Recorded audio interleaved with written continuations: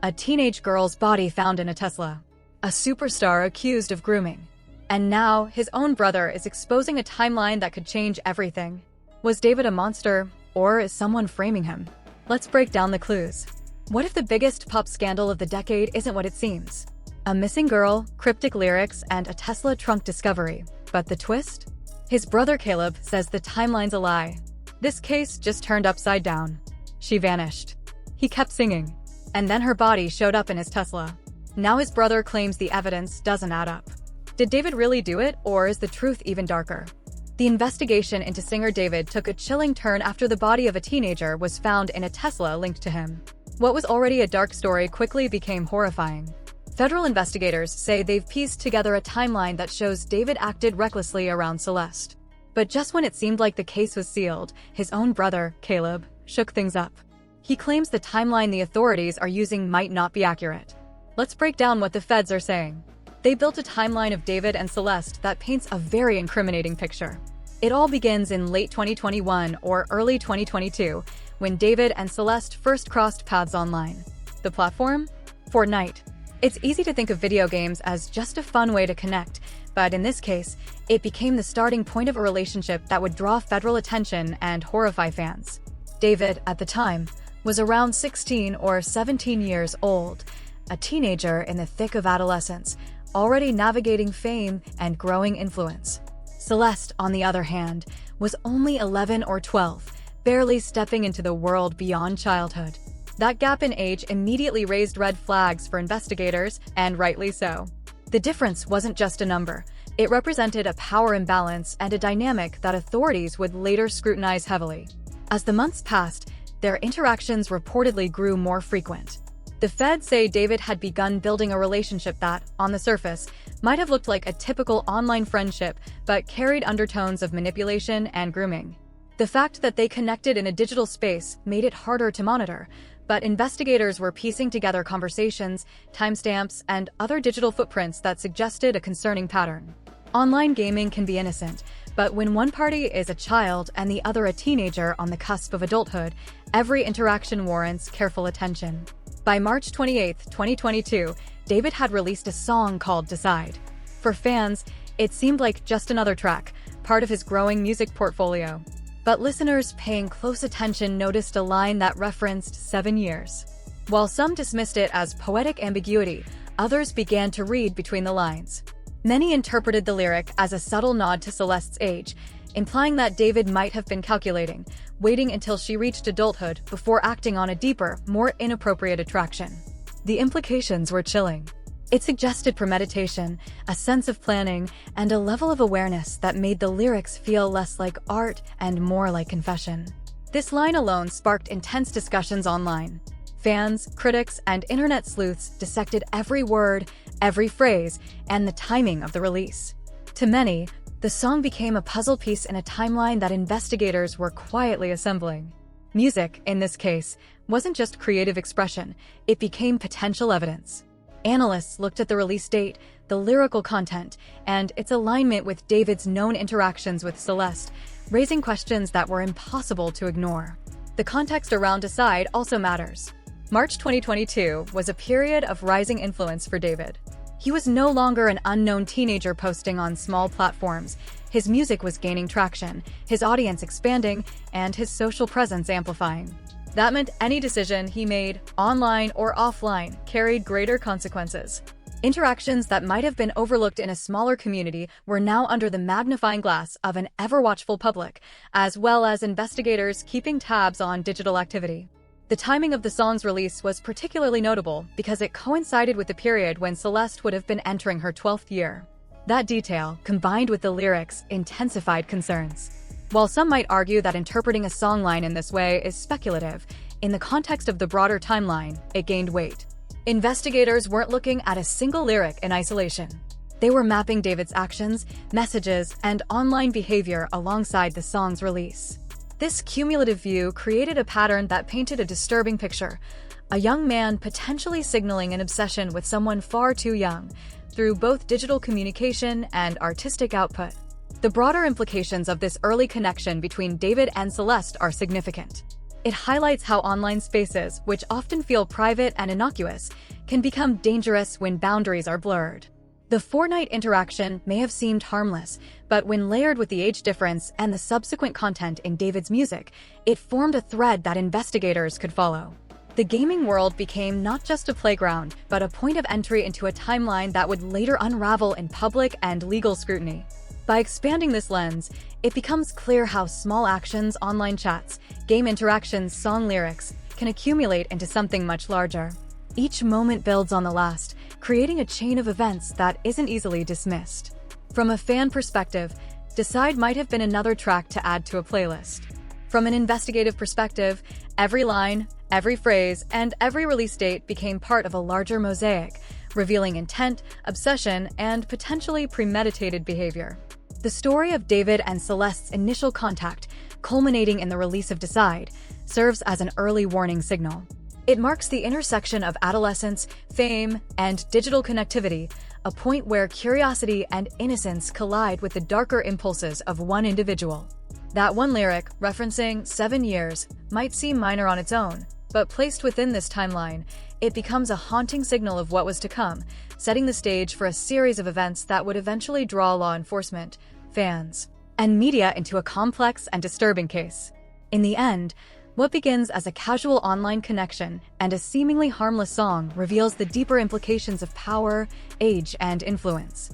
March 28, 2022, is not just a release date in David's discography, it's a moment where his music and his actions converged, leaving a trail that would later become a central piece of the investigation. It's a stark reminder that in the digital age, the line between art, life, and legal scrutiny can blur in ways that are both revealing and alarming. Then, on September 7, 2022, Celeste's birthday, David released another track called Romantic. Investigators flagged the timing as suspicious, since artists often tie songs to personal experiences. By October, Discord messages began surfacing showing David directly messaging Celeste. By 2023, things started to spiral out of control for David and Celeste. What had begun as secretive online interactions and carefully timed song releases was now moving into a much darker, more public phase.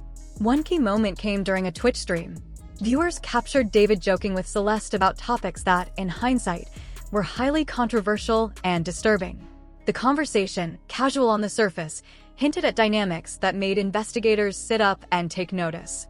What made it even more alarming was what happened immediately afterward. David panicked.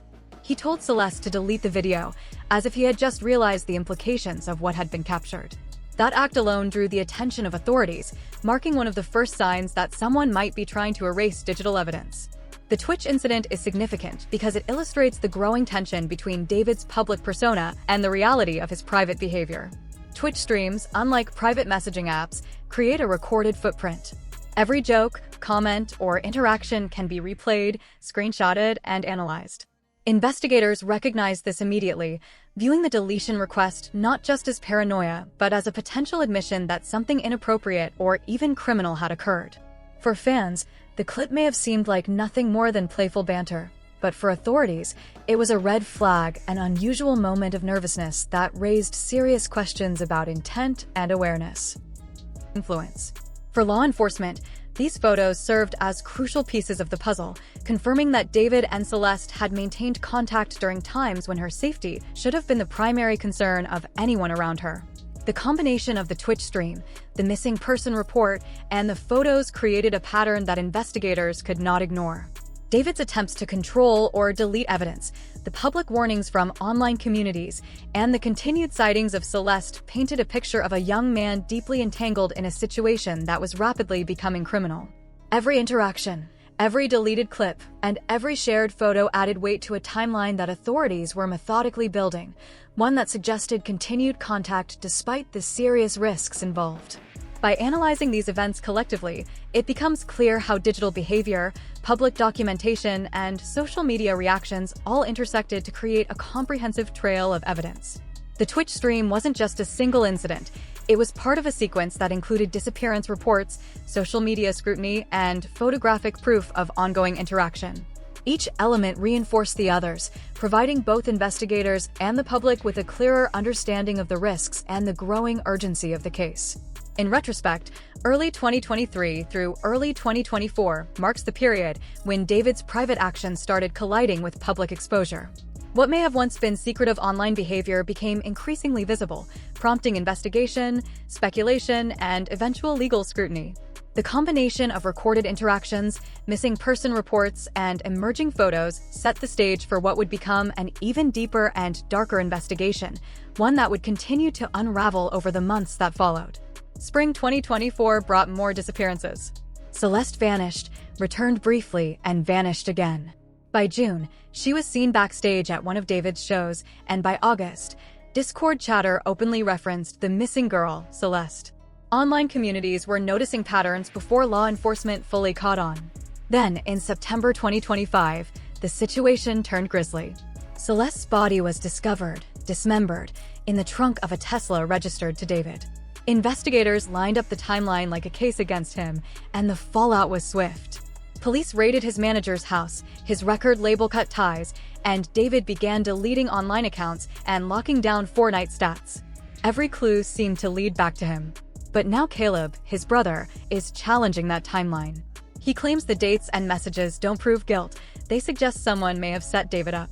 Rumors quickly spread that Caleb might be working with law enforcement, not just speaking out. Some Reddit threads even accused him of snitching, tying his own lyrics to events involving Celeste and implying he knew more than he admitted. Fans are divided. Some call it betrayal, others call it justice. Reports suggested Caleb may be cooperating with police, disturbed by the allegations against David. Reddit detectives even linked his lyrics to moments in David and Celeste's timeline. A blurry photo showing Caleb backstage with Celeste fueled speculation even more. Whether Caleb is helping authorities to protect himself or to assist the investigation remains unclear. Nothing has been officially confirmed by the LAPD, but the silence has only fueled rumors. If Caleb is cooperating, his actions could change how the case is understood. Songs, voicemails, tattoos, all the cryptic elements might not be coincidences. They could serve as evidence that strengthens the case against David. Meanwhile, misinformation continues to swirl online. Viral posts, false claims, and wild rumors have muddied the waters since the start. One of the most shocking was a post claiming Celeste was pregnant and that infant remains were found near David's home. That rumor spread like wildfire, terrifying fans. But authorities have since confirmed it was false. Even without the lies, the case remains devastating, a mix of tragedy, controversy, and legal complexity that has captivated the public and left questions lingering about what really happened and what role Caleb may have played in revealing the truth. No official reports, no forensic confirmation, no statements from law enforcement. Just rumor after rumor spreading like wildfire as fans scrambled for answers. Then came a new twist: Celeste's aunt. And this one got messy fast. Screenshots began circulating of her posting shoutouts, showing off a new talent, badge, and seemingly turning tragedy into content. Some people saw it as straight-up clout chasing. Others argued she was coping the only way she knew how. Either way, it had fans giving the family some serious side-eye. All the noise, the false leads, family drama, and viral posts has blurred the line between truth and fiction. On one side are federal investigators quietly building a homicide case. On the other, internet detectives throwing out theories, many of which turn out to be false. But here's the thing, this chaos might not be random. When the internet is flooded with rumors, real evidence gets buried. And if someone wanted to hide the truth or distract from it, spreading lies online would be the easiest play. So the question becomes, are these false claims just fans reaching for answers, or is it a deliberate attempt to cloud the case? That's where it gets darker. Because while the internet chases false leads, the creepiest evidence might have been sitting in plain sight all along inside David's own music. What's showing up in his lyrics and messages feels less like coincidence and more like confession. If the timeline and Caleb's rumors weren't enough, the most disturbing clues might be hidden in David's songs and interviews. Let's rewind to David's background. His parents pulled him out of school and homeschooled him in a strict, religious household. He confirmed this himself in an interview with Dazed. Some people even claim he was showing disturbing interests as a teen: blood, death, violence, before isolation and video games deepened those obsessions. When he finally blew up online and money started rolling in, his parents loosened their control. That sudden freedom, combined with his fixation on Celeste, may have been the recipe for disaster. I'm calling my phone. You have to figure out what's going on with you. Why are you calling me? Why did you call me and say I'm sorry? I didn't want to change the narrative. It paints the picture of a girl trying to pull away and a boy who refused to let go. Then there's the SoundCloud track Satan's Pursuit, dropped in late 2023. He raps, "It kills me slowly day by day. I need to find somewhere to clean my thoughts, but I'm not happy at all. I let Satan pursue me. I still miss you the way it was before I threw my life away." Was he confessing in real time? It wasn't just the music. His live performances got unsettling, too. In April 2025, during the BandLab experience, David broke down crying mid-song and couldn't finish Afterlife. 2 months later, it happened again during another performance. Fans debated whether it was grief, guilt, or both, but everyone left shaken. Add all of this up: the birthdate song releases, the death flower imagery, the invisible string theory, Celeste's voice in his tracks, his public breakdowns. For many fans, it's no longer coincidence. It's obsession immortalized in music. And that's where the darkest theory takes shape. David didn't just kill Celeste, he lived with her body for months before finally dumping it in a Tesla, hoping it would be towed away and destroyed before anyone discovered the truth. Some people even think he wanted to be caught. Why else, they ask, would he scatter so many breadcrumbs in his music and interviews? But that raises another huge question. If David really was spiraling this badly, did the people closest to him, his manager, his label, his inner circle, know more than they're admitting? And if they did, how deep does the cover-up go? This is where the spotlight shifts. The focus isn't just on David anymore. People are starting to wonder about the role of his team, his management, and even his family. Did they help protect him, or simply look the other way? Take Josh Marshall, David's manager. The feds raided his home right after Celeste's body was identified. Why would they do that unless they thought he was connected? Fans have long claimed that Josh and the label weren't clueless. They'd allegedly been warned as far back as 2024 that Celeste was a missing minor, but still allowed her backstage, at shows, and around David. If that's true, Josh can't plead ignorance. Celeste wasn't just another fan. She was reported missing, still a child, and popping up in concert photos while underage. She couldn't drive, had to use fake IDs, and yet was still right there in David's orbit. Anyone around him could see she was too young. So why didn't anyone step in? The theory is simple: money. As long as David's career was making people rich, no one wanted to rock the boat. And it gets even shadier. After LAPD searched David's rented apartment, reports say Josh immediately ended the lease, which fans saw as a cleanup move to erase evidence before investigators dug deeper. The label cut ties with David just as fast, almost like they knew the storm was about to hit. And then there's Caleb.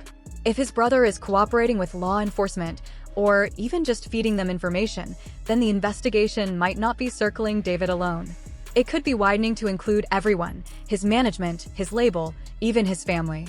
Caleb distancing himself could be his way of dodging the fallout while Josh and the label scramble to save their names. One thing's clear: David is no longer the only one under suspicion. His entire team is now being dragged into the mud. And the deeper this case goes, the more people believe it wasn't just one man spiraling out of control. It was a whole system built to shield him until the truth got too big.